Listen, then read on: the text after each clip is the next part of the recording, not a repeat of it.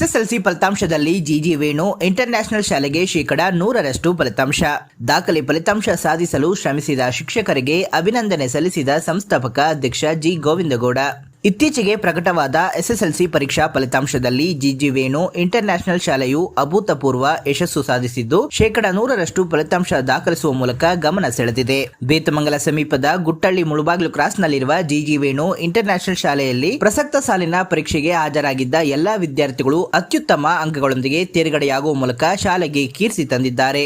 ಗುಣಮಟ್ಟದ ಶಿಕ್ಷಣ ಮತ್ತು ನಿರಂತರ ಅಭ್ಯಾಸದ ಫಲವಾಗಿ ಈ ಸಾಧನೆ ಸಾಧ್ಯವಾಗಿದೆ ಎಂದು ಶಾಲಾ ಆಡಳಿತ ಮಂಡಳಿ ಹರ್ಷವನ್ನ ವ್ಯಕ್ತಪಡಿಸಿದ್ದಾರೆ. ಒಟ್ಟು 30 ವಿದ್ಯಾರ್ಥಿಗಳು ಪರೀಕ್ಷೆ ಬರೆದಿದ್ದು ಅದರಲ್ಲಿ 18 ವಿದ್ಯಾರ್ಥಿಗಳು ಅತ್ಯುನ್ನತ ಶ್ರೇಣಿಯಲ್ಲಿ ಉತ್ತೀರ್ಣರಾಗಿದ್ದಾರೆ. ಇನ್ನುಳಿದಂತೆ 7 ವಿದ್ಯಾರ್ಥಿಗಳು ಪ್ರಥಮ ದರ್ಜೆಯಲ್ಲಿ, 5 ವಿದ್ಯಾರ್ಥಿಗಳು ದ್ವಿತೀಯ ದರ್ಜೆಯಲ್ಲಿ ಉತ್ತೀರ್ಣರಾಗಿದ್ದಾರೆ. ಇನ್ನು ಶಾಲೆಯ ಪ್ರಣವ್ ಎಸ್ 625 ಅಂಕಗಳಿಗೆ 611 ಅಂಕ ಪಡೆದು ಶಾಲೆಯ ಕೀರ್ತಿಯನ್ನ ಹೆಚ್ಚಿಸಿದ್ದಾರೆ. ಉಳಿದಂತೆ ಬದ್ರಿನಾಥ್ 600 ಅಂಕ, ಪ್ರತೀಕ್ಷಾ ಬಿ 593 ಅಂಕ, ಯಶವಂತ್ ಎಂ 584 ಅಂಕ ಹಾಗೂ ಪ್ರೀತಮ್ ಮತ್ತು ವೈಷ್ಣವಿ ಬಿಆರ್ 580 ಅಂಕಗಳನ್ನ ಪಡೆದು ಉತ್ತಮ ಸಾಧನೆಯನ್ನ ಮಾಡಿದ್ದಾರೆ. ಇನ್ನು ಶಾಲೆಯ ಈ ಅತ್ಯುತ್ತಮ ಸಾಧನೆಯ ಕುರಿತು ಮಾತನಾಡಿದ ಸಂಸ್ಥಾಪಕ ಅಧ್ಯಕ್ಷರಾದ ಶ್ರೀ ಜಿ ಗೋವಿಂದಗೌಡರವರು, ವಿದ್ಯಾರ್ಥಿಗಳ ಈ ಯಶಸ್ಸಿನ ಹಿಂದೆ ಶಿಕ್ಷಕರ ಅಪಾರ ಶ್ರಮವಿದೆ. ಶಿಸ್ತುಬದ್ಧ ಬೋಧನೆ ಮತ್ತು ವಿದ್ಯಾರ್ಥಿಗಳಿಗೆ ನೀಡಿದ ಸೂಕ್ತ ಮಾರ್ಗದರ್ಶನದೊಂದಿಗೆ ಇಂದು ನಮ್ಮ ಶಾಲೆಯು 100% ಫಲಿತಾಂಶ ಪಡೆಯಲು ಸಾಧ್ಯವಾಗಿದೆ ಎಂದು ತಿಳಿಸಿದರು. ಅಲ್ಲದೆ ದಾಖಲೆ ಫಲಿತಾಂಶಕ್ಕಾಗಿ ಶ್ರಮಿಸಿದ ಶಾಲೆಯ ಕೋಆರ್ಡಿನೇಟರ್ ಸೆಲ್ವಪ್ರಿಯ, ಮುಖ್ಯ ಶಿಕ್ಷಕರಾದ ವರಲಕ್ಷ್ಮಿ,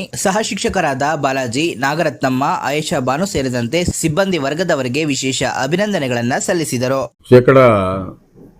100% ನಮ್ಮ ಮಕ್ಕಳ ಸಾಧನೆಗೆ ಸಹಕರಿಸಿದಂಥ ಎಲ್ಲ ಪೋಷಕರಿಗೆ ಹಾಗೂ ನಮ್ಮ ಶಿಕ್ಷಕ ವರ್ಗದವರಿಗೆ ನನ್ನ ಧನ್ಯವಾದಗಳು. ಸ್ನೇಹಿತರೆ, ಇದು 5ನೇ ಬ್ಯಾಚ್ ನಮ್ಮದು SSLC. ತುಂಬ ಅತ್ಯುತ್ತಮವಾದಂಥ ಫಲಿತಾಂಶ ನಾವು ಪಡೆದಿದ್ದೀವಿ.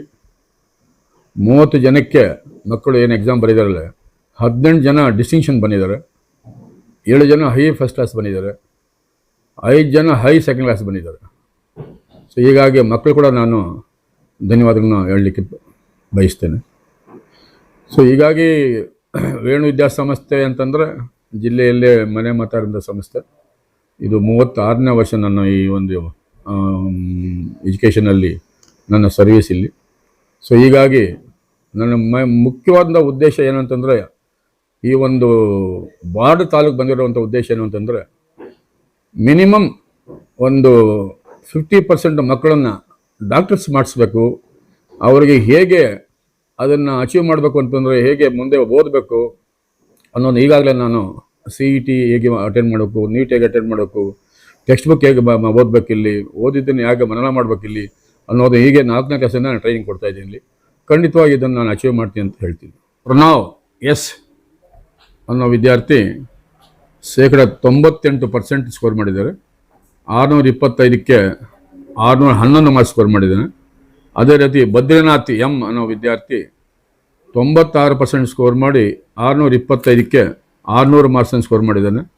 ಅದೇ ರೀತಿ ಈ ಪ್ರಣವ್ ಇದ್ದಾರಲ್ವ, ಕನ್ನಡದಲ್ಲಿ 125, ಇಂಗ್ಲೀಷಲ್ಲಿ 100ಕ್ಕೆ 100, ಹಿಂದಿಯಲ್ಲಿ 100ಕ್ಕೆ 100, ಸೋಷಿಯಲಲ್ಲಿ 100ಕ್ಕೆ 100 ಸ್ಕೋರ್ ಮಾಡಿದ್ದಾನೆ ಇಲ್ಲಿ. ಸೊ ಇದೇ ರೀತಿ ಈ ಬದ್ರಿನಾಥ್ ಅನ್ನೋ ಹುಡುಗ ಕನ್ನಡದಲ್ಲಿ 125, ಸೋಷಿಯಲಲ್ಲಿ 100ಕ್ಕೆ 100 ಸ್ಕೋರ್ ಮಾಡಿದ್ದಾರೆ. ಅದೇ ರೀತಿ ನಮ್ಮ ವಿದ್ಯಾರ್ಥಿನಿ ಪ್ರತೀಕ್ಷಾ ಬಿ ಅನ್ನೋ ಹೆಣ್ಮಗಳು ಹಿಂದಿಯಲ್ಲಿ 100ಕ್ಕೆ 100 ಸ್ಕೋರ್ ಮಾಡಿದ್ದಾಳೆ. 95% ಸ್ಕೋರ್ ಮಾಡಿ 625ಕ್ಕೆ 595 ಸ್ಕೋರ್ ಮಾಡಿದ್ದಾರೆ. ಅದೇ ರೀತಿ ಇನ್ನೊಬ್ಬಳು ಯಶವಂತ್ ಎಂ ಅನ್ನೋ ಹುಡುಗ 93% ಸ್ಕೋರ್ ಮಾಡಿ 584 ಮಾರ್ಕ್ಸ್ ಸ್ಕೋರ್ ಮಾಡಿದ್ದಾರೆ ಇಲ್ಲಿ. ಅದೇ ರೀತಿ ಇನ್ನೊಬ್ಬ ಹೆಣ್ಮಗಳು ನಾವು ಎಕ್ಸ್ಪೆಕ್ಟೇ ಮಾಡಿರಲಿಲ್ಲ, ಅಂಥ ಹೆಣ್ಮಗಳು ಕನ್ನಡದಲ್ಲಿ 125 ಸ್ಕೋರ್ ಮಾಡಿ ವೈಷ್ಣವಿ ಅಂತೇಳಿ 92% ಸ್ಕೋರ್ ಮಾಡಿದರೆ 580 ಅಚೀವ್ ಮಾಡಿದ್ದಾರೆ ಇಲ್ಲಿ. ಸೊ ಇವರು ಅತ್ಯುತ್ತಮವಾದಂಥ 5 ಟಾಪರ್ಸು. ಒಟ್ಟಾರೆಯಲ್ಲಿ 30ಕ್ಕೆ 18 ಡಿಸ್ಟಿಂಕ್ಷನ್ ಪಡೆದಿದ್ವಿ. 7 ಜನ ಫಸ್ಟ್ ಕ್ಲಾಸು, 5 ಜನ ಸೆಕೆಂಡ್ ಕ್ಲಾಸು. ಸೊ ಟೋಟಲಿ 30 ಜನ ಅಪೇರ್ ಆದವ್ರಿಗೆ ಎಲ್ಲರೂ ಕೂಡ ಒಳ್ಳೆ ಅತ್ಯುತ್ತಮವಾದಂತಹ ಮಾರ್ಕ್ಸನ್ನು ಸ್ಕೋರ್ ಮಾಡಿದ್ದಾರೆ.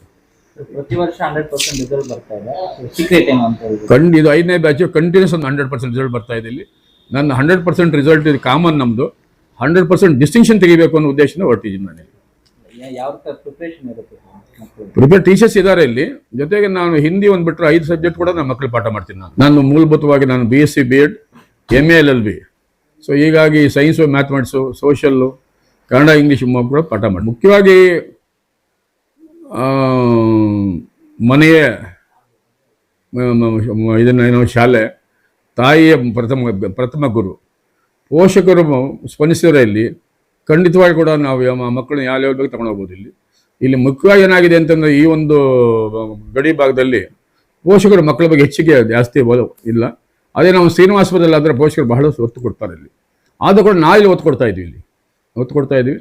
ನಮ್ಮ ಮೈನ್ ಉದ್ದೇಶ ಏನಂತಂದರೆ ಅವರಿಗೆ ಓದೋದು, ಬರೆಯೋದು, ಜೊತೆಗೆ ಹೇಗೆ ನೂಕಂಡು ಕಾರ್ನರ್ಸನ್ನು ಜ್ಞಾಪಕ ಇಡಬೇಕು ಅನ್ನೋ ಉದ್ದೇಶದಿಂದ ಅವ್ರಿಗೆ ನಾವು ಈಗಾಗಲೇ ಟ್ರೈನಿಂಗ್ ಕೊಡ್ತಾ ಇದ್ವಿ. ಸೊ ಈ ಟ್ರೈನಿಂಗ್ ನೋಡಿ ಮುಂದೆ 2-3 ವರ್ಷದಲ್ಲಿ ಮಕ್ಕಳಲ್ಲಿ ನಾವು ಈಗಾಗಲೇ ನಮ್ಮ ಫಸ್ಟ್ ಬ್ಯಾಚ್ ಹುಡುಗ ಈಗಾಗಲೇ ಡಾಕ್ಟರ್ ಆಗಿದ್ದಾನೆ. ಅದು ಖುಷಿ ಅಂತ ಫಸ್ಟ್ ಬ್ಯಾಚ್ ಹುಡುಗ.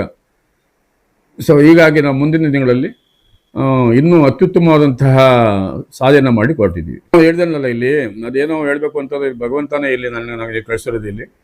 ಸೊ ಹೀಗಾಗಿ ಈ ಮೂಡೋಲ್ ಬಾಗಿಲು, ಕರ್ನಾಟಕದ ಮೂಡೋಲ್ ಬಾಗಿಲಲ್ಲಿ ಒಂದು ಒಳ್ಳೆ ಎಜುಕೇಷನ್ ಇನ್ಸ್ಟಿಟ್ಯೂಷನ್ ಕೊಡಬೇಕಿಲ್ಲಿ. ಮಕ್ಕಳು ಅದರಲ್ಲಿ ಉಪಯೋಗ ಪಡೆದು ಮುಂದಿನ ಭಾರತದ ಪ್ರಪ್ರಥ ಪ್ರಜೆಗಳಾಗಬೇಕು ಅಂತ ನನ್ನ ಉದ್ದೇಶ ಇದೆ. 150 ಕೋಟಿ ಜನ ಇರುವಂಥ ನಮ್ಮ ದೇಶದಲ್ಲಿ ಈ ಡಾಕ್ಟರ್ಸ್ ಕೊರತೆ ಬಹಳಷ್ಟಿದೆ ಇಲ್ಲಿ. ಅದನ್ನು ನೀಗಿಸ್ಬೇಕಂತಂದರೆ ಮಕ್ಕಳೆಲ್ಲ ಮ್ಯಾಕ್ಸಿಮಮ್ ನಾವು ಡಾಕ್ಟರ್ಗಳಾಗಿ ಮಾಡಿಸ್ಬೇಕು ಅಂತ ನನ್ನ ಉದ್ದೇಶ. MBBS ಓದಾದ್ಮೇಲೆ ಬೇಕಾದ್ರೆ IAS IPS ಆಗಲಿ, ಮಿನಿಮಮ್ ಡಿಗ್ರಿ ಅಂದರೆ MBBS ಆಗಬೇಕು ನನ್ನ ಉದ್ದೇಶ.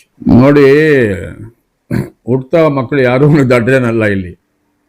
ನಾವು ಬೆಳೆಸೋದಲ್ಲಿದೆ, ನಾವು ರೀತಿಯಿಂದ ಪಾಠ ಮಾಡೋದಿಲ್ಲ ಇದೆ.